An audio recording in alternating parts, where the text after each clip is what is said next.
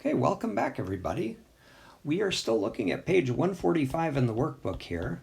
This is the second preliminary illustration that's going to lead us into the divergence theorem, the main theorem of this section. Okay, let's read the situation together here just to get a feel for what we're doing. So we're talking about a surface in this problem, and in particular, it's the surface of this solid sphere that we see here. That's our S. And then the solid region inside, we're going to give the name W. And we're going to be interested in measuring the flow of our vector field through that surface S. Okay, we're going to do it in kind of an interesting way here. All right, so what we'll do to get started is to imagine taking the interior of the sphere and to break it up into a bunch of little cubes. You can kind of see that done in the picture here. Let's put that into words. So we will subdivide the solid region W into, make sure we mention it by name. So the solid region W inside the sphere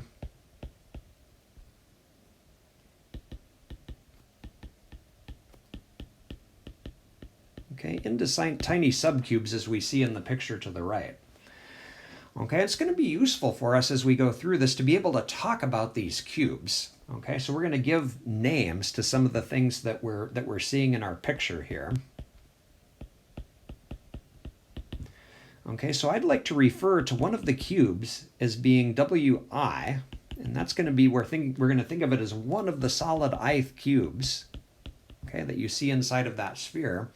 And then the outside surface of that cube we'll call Si.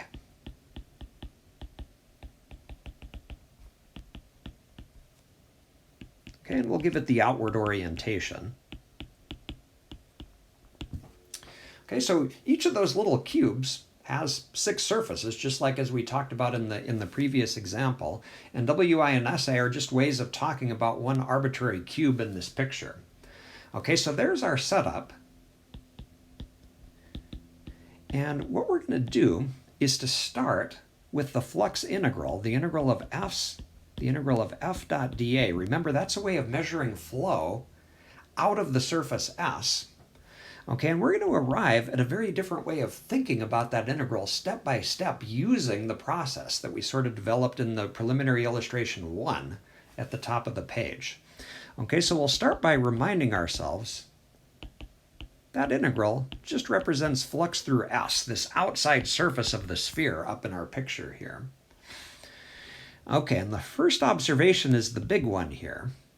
Okay, I claim that that's approximately what you would get if you went to every single one of these cubes, one at a time. There are lots of them inside of this sphere, and you added up the flux through every single one of them, one at a time.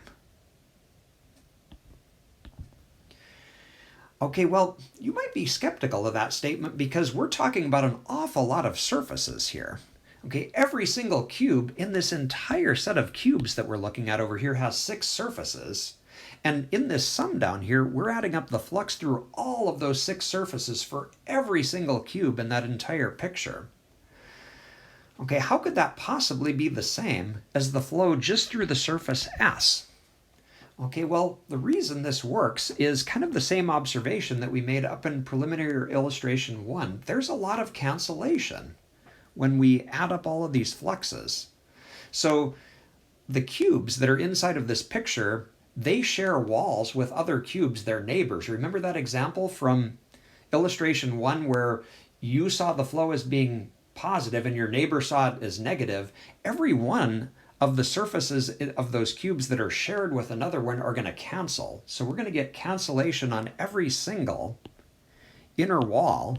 Okay, let me see if I can put that into words.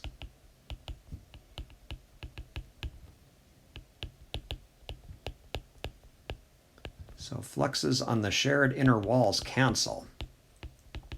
So lots of cancellation here. And then we could ask the question, well, if there's so much cancellation, what survives? What doesn't cancel? Well, if you think of it, the only surfaces where we don't get cancellation are surfaces on the very outside. Okay, so this panel that's directly on S, that's one of the surfaces of a cube that's not shared with another cube. That's not going to cancel. And so that flow through S on the very outside, that's what's going to be left over and what doesn't cancel. Okay, and that's why we can get away with saying that these are approximately equal here. Okay, now let's see where that leads us. Okay, so if we take this sum, you might remember that flux through a surface can be approximated by taking the divergence of a vector field and multiplying by the volume of the little cube. Why does that work? Well, let's remind ourselves of the reason. Divergence is flux density, so it's like flux per unit volume, and we're taking that and multiplying it by the volume of a cube, and what happens when you do that? Well, the volumes cancel and we're left with flux. That's exactly what we had up here. Okay, so makes sense that those two things are approximately equal. And then, here comes the really neat observation. If you think about what this sum is doing, we're taking things and multiplying them by little cubes of volume. That's exactly what you do when you take a triple integral. And so what we're looking at here is really just an integration process that goes over the entire solid inside of the sphere, which we call W. And what we're adding up is the divergence of our vector field.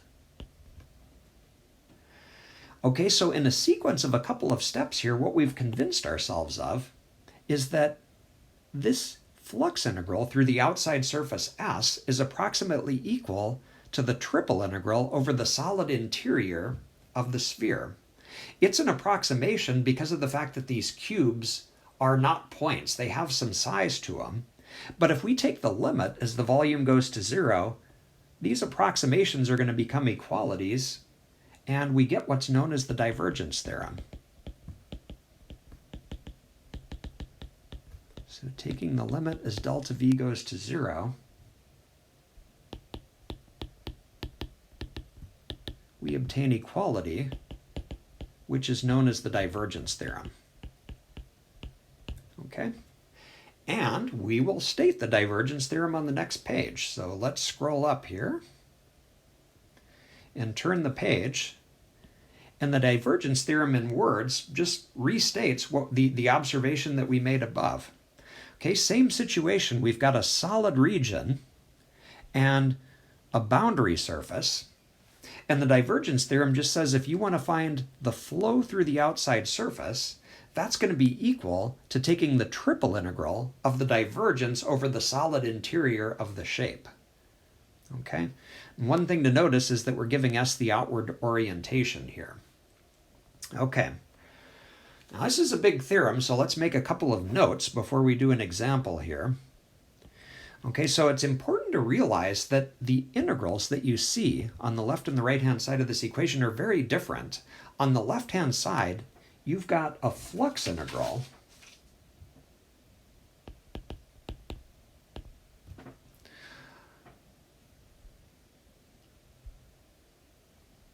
over a totally enclosed surface.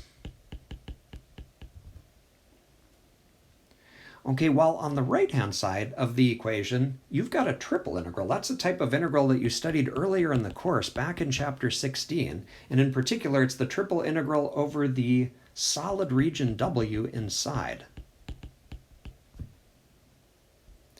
Okay, and what we're hoping, and this is kind of the point of having this theorem, we're hoping that the triple integral that's over here on the right-hand side is easier to do than the flux integral that we started with.